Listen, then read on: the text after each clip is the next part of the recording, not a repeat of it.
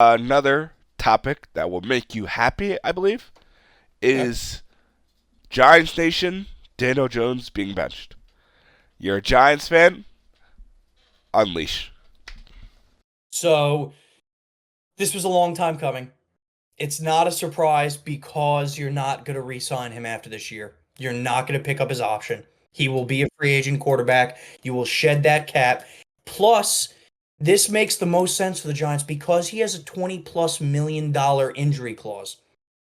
If he couldn't perform a physical in the offseason for any reason, the Giants had to pay him, I believe it is $23 million guaranteed. So, you suck ass this year. Daniel Jones sucks ass this year. Bench him. Make sure the guy isn't injured. And you know what? If he does get injured, that means he's just stabbing himself in the leg at home trying to get $23 million. And then you take him to court and he goes to jail. So it's a great situation. Jesus Christ. This had to happen for the Giants to move forward. It had to happen. It does not matter who you put in at quarterback right now because your season's over. You could put in, which they are, Tommy DeVito. You Tommy could put Cullins. in Tommy Cullins, whatever. You could put in Drew Lock. They just signed Tim Boyle to the practice squad. You could put him in. I could get Derek some icy hot on his elbow. He could go in there. It doesn't matter. It does not matter. Your team sucks because your quarterback sucks. You're going to draft a quarterback this upcoming offseason. That's just the reality of it. And if you don't draft one, you're going to trade for one. So you're going to have a new quarterback at the head of your offense. You have to protect your assets. You have to protect your money, especially when you're going into an offseason that you may have to sign a quarterback or trade for a high leverage quarterback. So Daniel Jones had to go.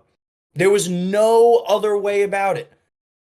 I give him props for his time. He won a playoff game with us. He looked really good that year, and then something happened where maybe it was his neck injury, where a spinal cord just kind of went loose in there, and then affected his brain or something. Hit the But frontal my cortex. but my God, is he horrible? Yeah. There He's are multiple games this season that you could look at for the New York Giants and say, if a different quarterback was in there, you win 3 or 4 of those games this year or last year? this year. Yeah, yeah, yeah. I mean, look, week 2 against the Commanders, good quarterback, you probably win that. Well, no, that was not his fault. I'm sorry. That was Malik Neighbor's fault. He dropped the. I don't give a shit. It shouldn't have been that close. In retrospect, it's not that crazy, but go on. Week 4 against the Cowboys on Thursday easily could have been a dub. The Cowboys suck ass this year. You could have beat them. The second Commanders game, believe it or not, I was at it. Trust me, I watched it. You have a good quarterback in there. The Commanders weren't blowing us out of the water. We only lost by 5. A good quarterback in there with the weapons we have, we probably win that game. And then not only that, you could go into London or Germany, my bad, against the Panthers. You easily beat them. Well, that was disgusting. That was the You worst. you easily beat them. You know what? We just had a bye week this last week. By the way, we lost 31-3 to the bye week. They should have just left Daniel Jones in Germany. He would have had fun. He So would have had a great time. The Giants would have had a great time at practice. People wouldn't have been asking, "Where's Daniel?" They would have been like, "Thank God he's not here. Maybe he's sick." So this had to happen for the Giants to move forward, to Daniel Jones to move forward. I wish him the best moving forward. I truly do. He is going to be one of, if not the best backup on another team. agreed. He really is going to be. But my God, man, he could be the worst Start. starting quarterback this year, and that's saying something because there's some bad ones. Yeah, there's been some really bad ones this year. Like Yep. really. Oh, I don't want to talk about that. But I do agree with pretty much everything you said. Because Daniel Jones does suck. I think that the decision was well overdue. The one thing I didn't know was the contract was that if Yep. he gets hurt, it's 23 million. Yep. Which me personally, if I last after I would have done this after Germany, like They did. immediate. No, like not like that Monday. I don't know why they waited the week. Because they had a bye week. They were assessing options. Look, I get it. You have to talk with your GM and coach because I'm one of the. I'd say if Giants fans are 50-50 on this. I want to keep Dable and Shane. They're not keeping Dable. I'm sorry, they're not.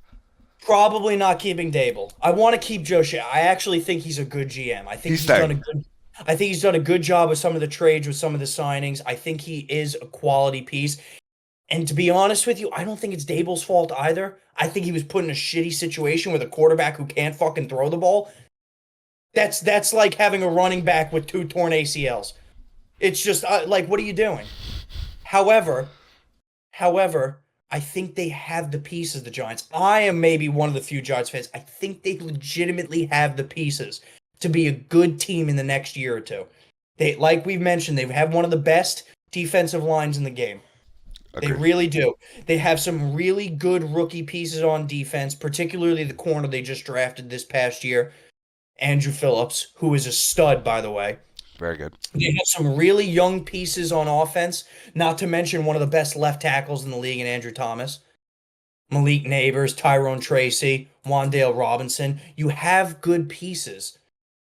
The quarterback is always, for some of these teams, the missing piece. And it's the same exact thing for the Giants. You know what? I would call up Eli Manning and see if he wants to unretire. I'd call fuck it.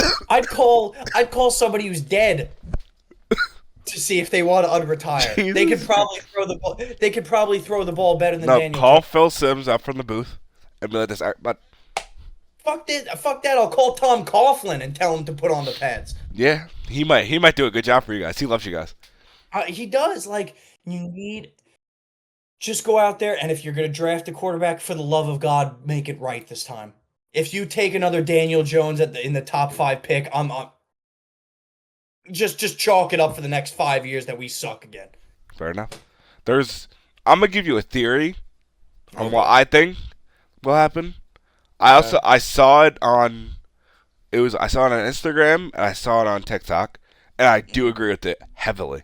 After like breaking it down, it's a lot. Obviously, you guys lose out. You fire Dable. Okay. Going in, you have a top 15, top 10 pick. Top 5, bro. There's a lot of bad teams this year. I don't know, like, where you I guys. don't know. You lose out, you're getting a top 3 pick. Well, what pick do you guys have now?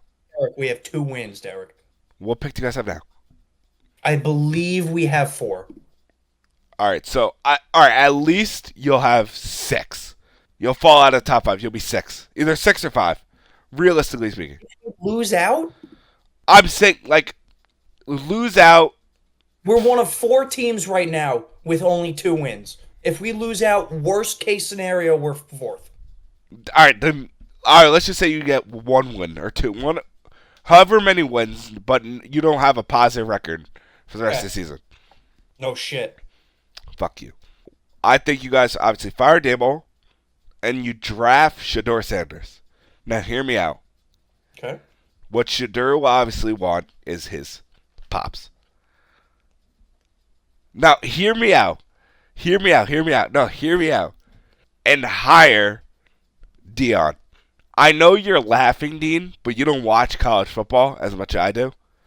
He is a great coach. That's fine. I'm not discrediting what he's done with Colorado. He has taken them from being a laughing stock of an organization to literally a top 25 team this year. I get it. You don't have to tell me. I watch enough college football to know what he's done to that program. However, I am not taking a father-son. What is this, LeBron and Bronny? No. All right, that's a different story. No, it's not a different story. That is, dude. It's different. First of all, no, I'm being very honest here. If I'm a GM for this team, if I'm Joe Shannon, I'm going to check in with Shador Sanders and doing my off-season due diligence. And he says, if he even mentions his father, done, off my radar. No, all right. Well, all right. Let's realistically speaking, before they even go into the draft process, they're gonna have a coach. I would hope so. They're not gonna go to a draft process not having a coach. So say Dion signs with the Giants after the college football playoffs, right? You're telling me that Dion's not gonna talk to the GM and say, "Let's look at my son." His son is in the running for the top 20. Uh, I don't know why it's legitimately true. yes, before the drafting process, you do hire a new coach. That's how it works. You don't bring in a coach afterwards because they have to be a part of your process for the next 3 to 4 years. At least that's what you hope when you hire a coach, right? Mm-hmm.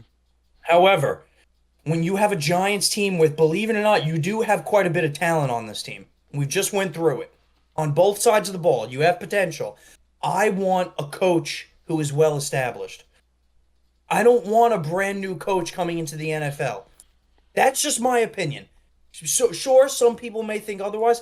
I want to go out there and get a Mike Vrabel. I want to go out there and get maybe a Rex Ryan. I want to have somebody who's established who can come in and bring a culture to a team. Preferably, by the way, I do love Rex Ryan. I think he's a hard ass. I think he would provide discipline to this team that needs it, especially when you have a lot of young players on the team.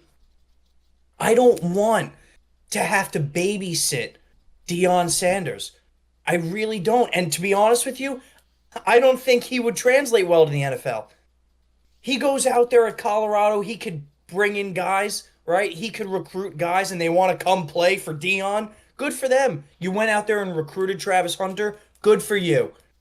Good for you. You can't do that in the NFL. This is not a gimmick. Players are to come to you because they want to win. That's a fair assessment. That's just my opinion. And then at the same time, if I'm a GM, I don't want to hear in my coaching candidate, yeah, I want to go draft my son.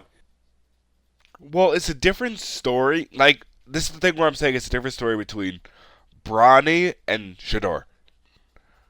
Shador is way better of a football player than Bronny is a basketball player. Absolutely. But I don't want to hear in my coaching interviews, first things first, let's go draft my son. I'm not I saying want I want a full on plan because you know what? If you sign Dion to be your coach, you don't think he's going to be a little pissed if you don't draft his son? It would almost have to be in the clause that you're drafting his son. And personally, I don't want that. I don't want a father-son duo. I don't want us to be a gimmick in the NFL. I want us to go win. I don't want an experimentation. All right, that's fair. I want somebody who's well suited for the job, been there before, done that before, has discipline, is respected. Go out there and fucking win some football games. That's fair. Again, That's my take on it. Again, it's a bold statement to say. I did say that. I in my head I just think it's very possible for it to happen because if you look like how and you look how it is throughout like both of their careers, he has pretty much followed him. He's obviously gonna try to do it. Mm-hmm. It's just will it work? No. All right. Now we're moving on from your happiness